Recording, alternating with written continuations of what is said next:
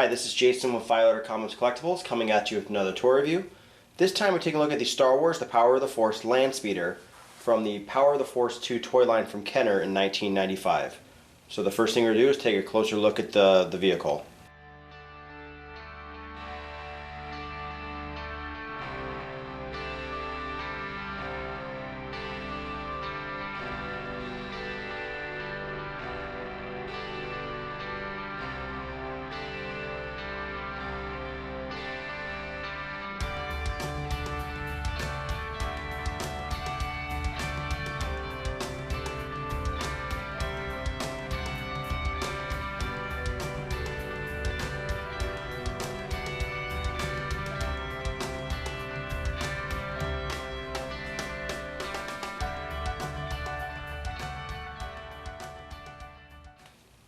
Okay, so take a look at the Landspeeder.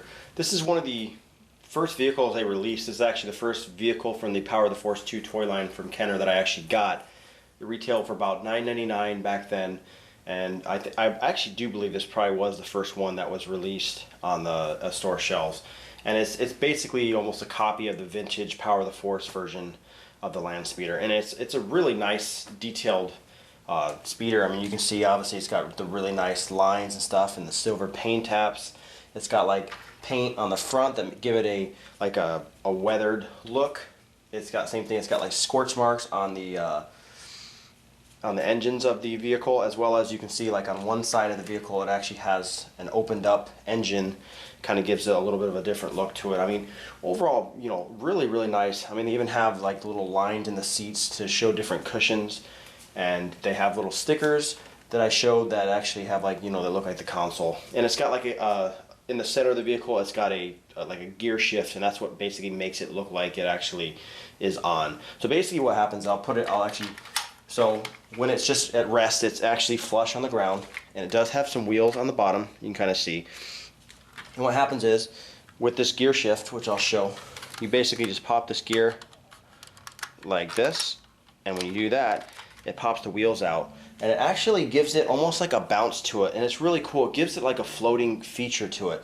Like when you look at it, you can kind of see it's kind of bouncing, and I loved that when I was a kid. This, I mean, it was so cool, and it has really nice wheels. I mean, it definitely goes really nicely, and it's got that nice like little rocking motion to it, and it, you know, because of the wheels and the springs in the wheels that almost make it look like it's hovering, and that's a really great touch to this vehicle.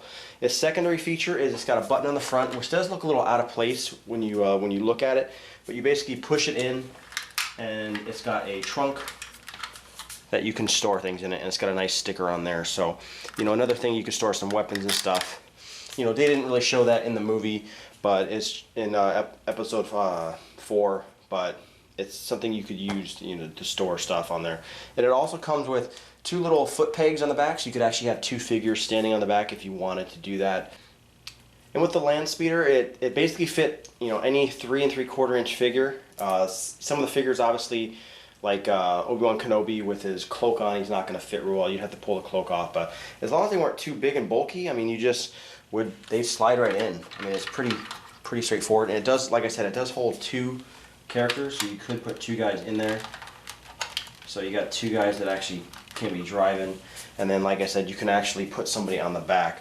Let's see, I got a snow trooper here. I know it's kind of out of place, but you can actually peg him into the back. If I can find his peg in his foot, he's actually pegged on there, so that way you could ride around if you wanted to do that. Now obviously you can see with the wheels, it's a little bit off balance, but now it's more balanced with the just the 2 figures in there. But you could do that. I mean, you could load it up with, you know, 4 figures if you chose to do that. And finally, just a little bit of a size comparison. So we have the Sand Trooper out next to the Landspeeder, so you can see what it looks like next to a 3 3/4 inch figure as far as the size. And it's pretty much scaled exactly the way it should be, which is really cool. And you can see the figures on the inside. It's, you know, beautifully detailed. I mean, a lot of the silver, it's, you know, beautiful silver, like almost like it's painted silver, so it looks much better, you know, especially on the side parts than it does on the front. But I mean, you know, wonderfully detailed vehicle, and like I said, this is almost an exact copy of the vintage one from the Power of the Force line. So if you have that one, it's almost identical. But you know, you know, a wonderful vehicle in the Power of the Force 2 toy line, and I definitely recommend it. And once again, this has been Jason with Fire Comics Collectibles. Any questions or comments, leave them in the comment section below. If you liked the video, hit the like button, subscribe to our YouTube channel, like us on Facebook, and I'll see you guys next time.